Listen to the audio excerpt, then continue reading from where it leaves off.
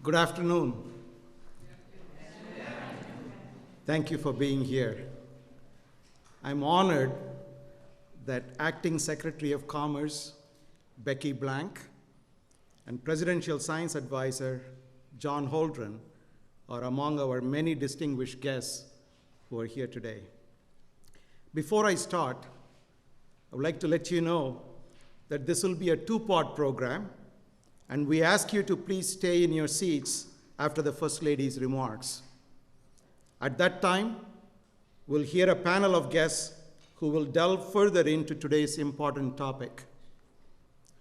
Today, I'm very happy to announce the launch of an exciting new undertaking at the National Science Foundation, the Career-Life Balance Initiative.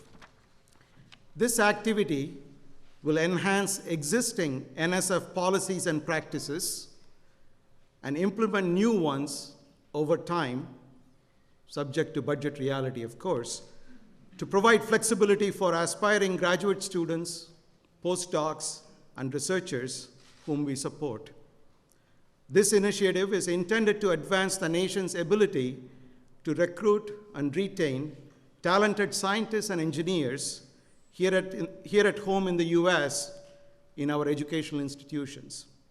It will help advance them to leadership positions in academia, in industry, and in public service.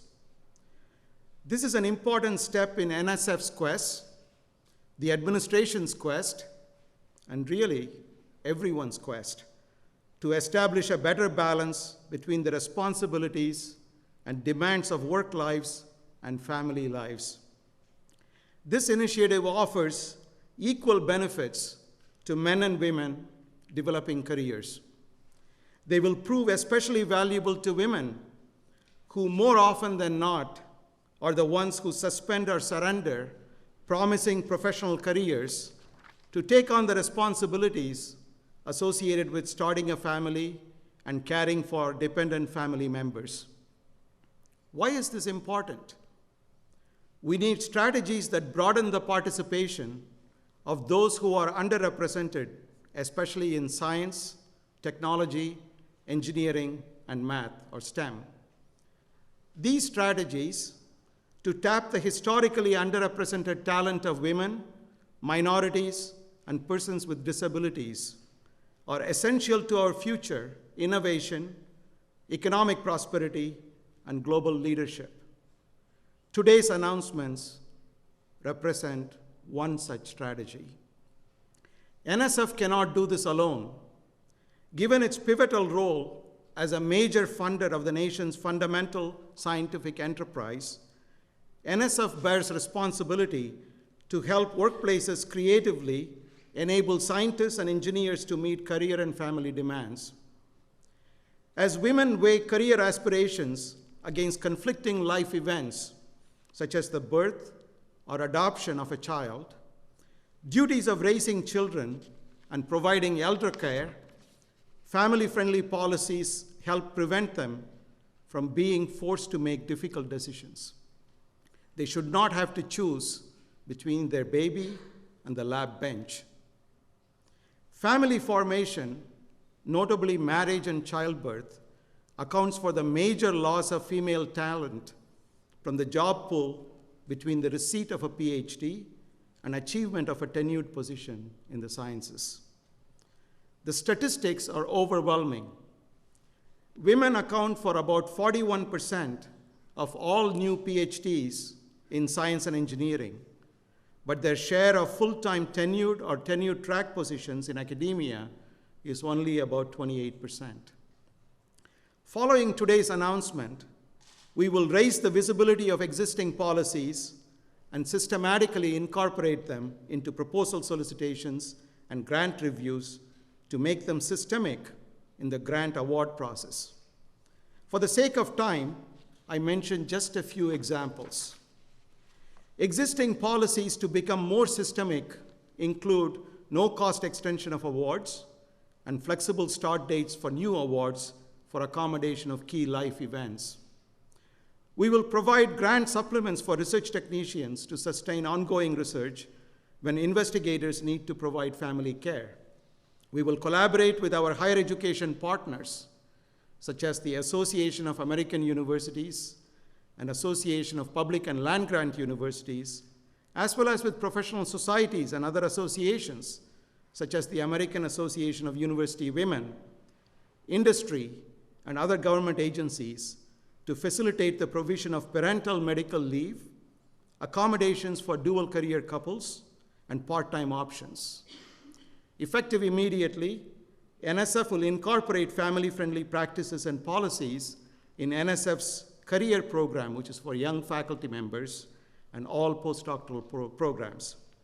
And in the future, subject to budget realities, we will integrate work-life balance practices into additional programs, including the Graduate Research Fellowship Program and the Advanced Program. Our goal is to implement these policies and practices throughout the entire portfolio of NSF activities and to better integrate their use as consistent with federal guidelines. These policies will preserve human capital in science and engineering while enhancing job availability and security for hardworking Americans in some of the highest growth fields. NSF and others in the administration are also engaging the academic and science and engineering communities. We are pleased that a number of professional organizations and private entities are announcing related efforts concurrently. In closing, let me relay some real-life testament to the value of this initiative as we congratulate one of our NSF postdoctoral awardees, Zoe Courville. Zoe cannot be with us today because she, in fact, is expecting a new baby any day now. She made the difficult choice to not deliver her baby at this White House event. But as one of the first grantees to take advantage of NSF's expanded family-friendly policies, she is not going to have to make a choice between being a good mom and being a great geoscience engineer. Zoe, if you're watching the webcast, congratulations, both on the baby and on your career.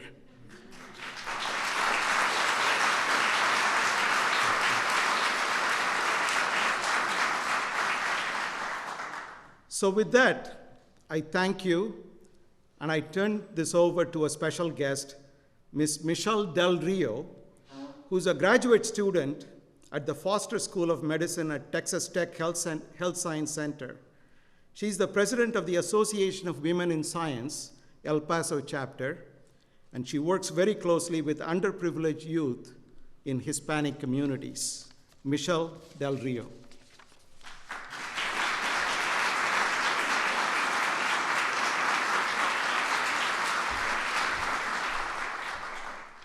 Thank you, Dr. Suresh, and good afternoon, everyone. My name is Michelle Del Rio, and I'm so honored to be standing here today.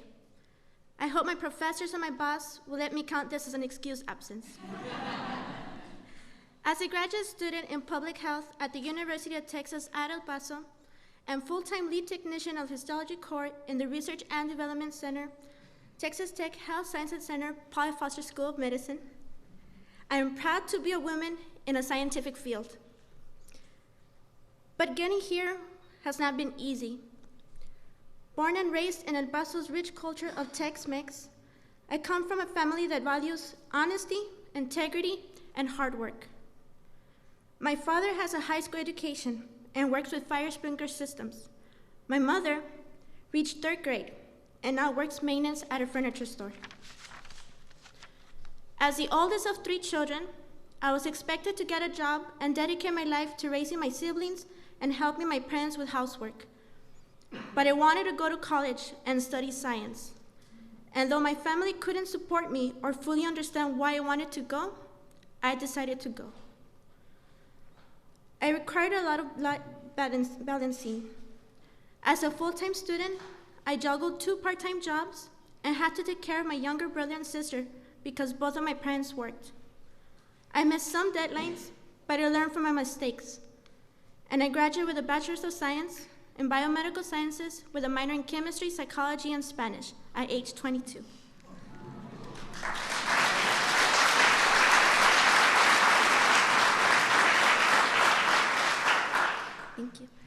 Today, I'm working harder than ever. I'm studying for my master's. I plan to take the MCAT so I can go to medical school. And I lead El Paso chapter of the Association for Women in Science, where we inspire girls in the community. I'm doing all this in addition to working full-time in a lab, where I'm gaining valuable research experience. There, I see other young women balancing their careers and their lives like I have had to. As I think about them and my future with my boyfriend, an engineer as well, who I plan to marry and start a family with, I know that my need to manage many priorities will only continue. But I'm excited to hear that people are working to make it easier for me and the girls that I mentor in my community, who will one day follow in my footsteps. I look back now and see all the obstacles I have had to overcome to even get this far. I hope that today we can remove a few more. And now, it is my honor to introduce someone I greatly respect and admire, someone who I know inspires women and girls everywhere, the First Lady of the United States, Michelle Obama.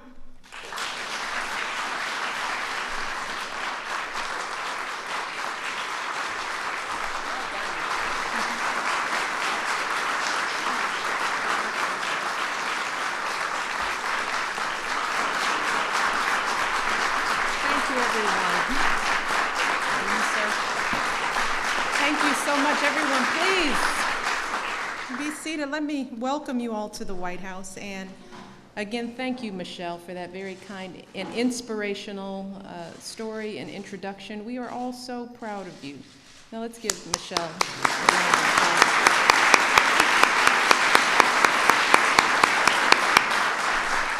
And I know your family is watching, so congratulations. I also want to thank Acting Secretary of Commerce Becky Blank, who I know had to leave, but we want to thank her. And we have Congressman Shaka Fattah, who is joining us today. Congressman, it's good to have you. Now, it is Michelle and students like her.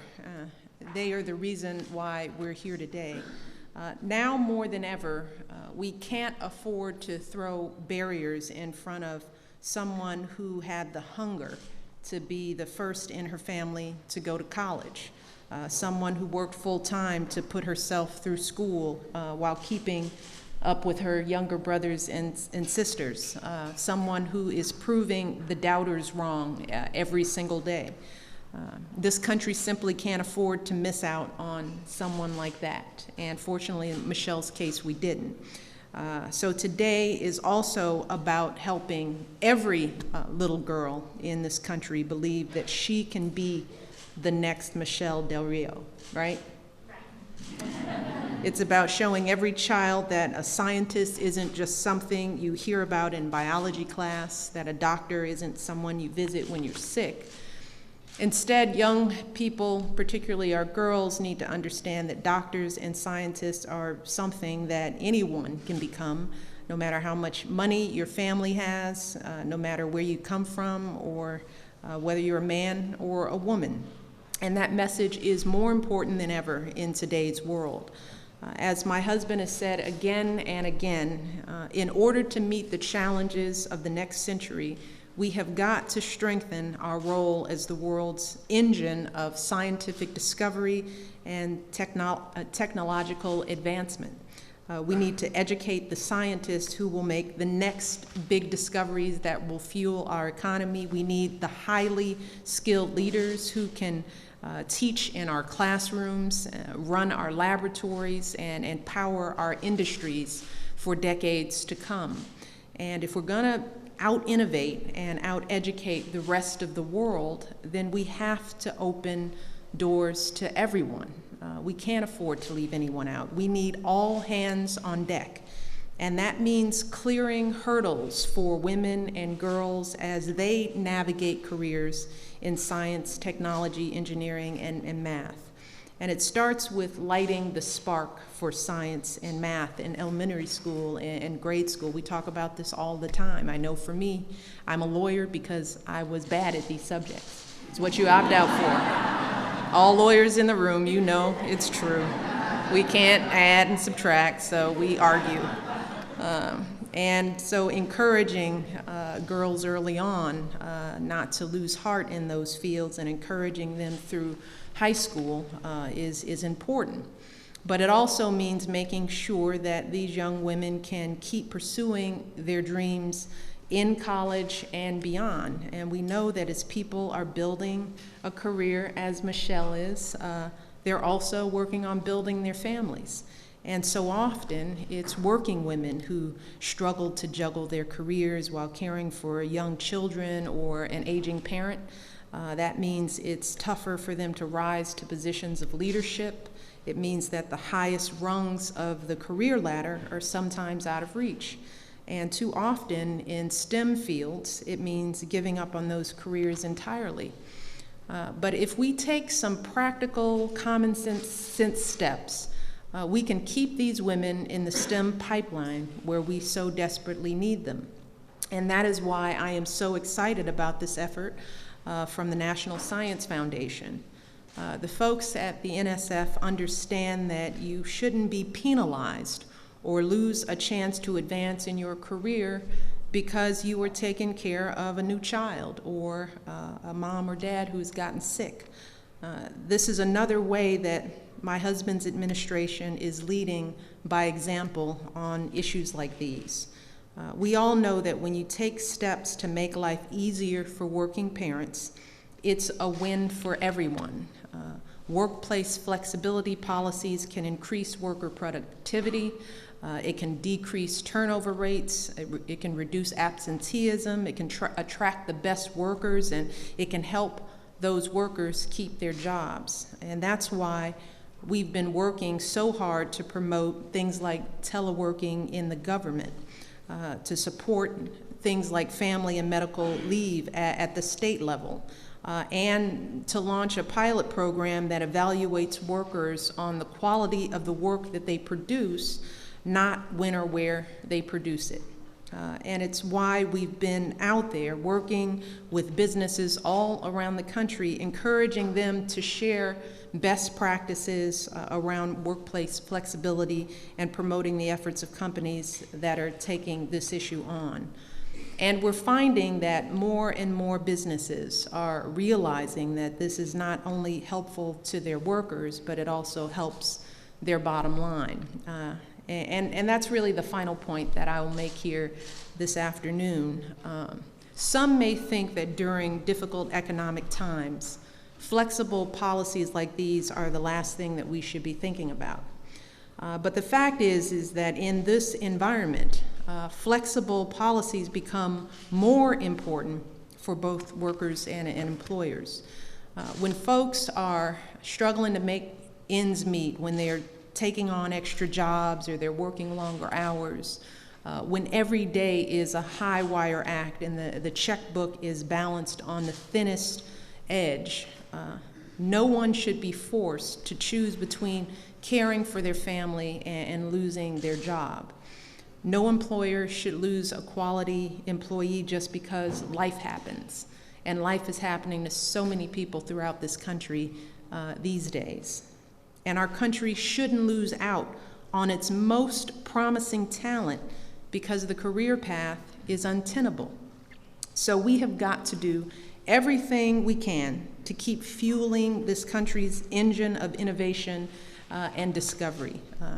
We've got to do everything we can to keep the doors open for women like Michelle and girls all across our country who want to be standing right in her shoes. And we'll do whatever it takes to get there, if only we lend a hand. So I want to thank you all for being here. I want to thank the NSF for stepping up and leading the way. This is a tremendous statement, and our hope is that other companies who are watching this will see this as another reason to follow suit. So with that, I want to turn it back over to Dr. Suresh, who's going to get the panel started in just a moment. And before I leave, I'll just come down and shake a few hands. So you all, thank you so much.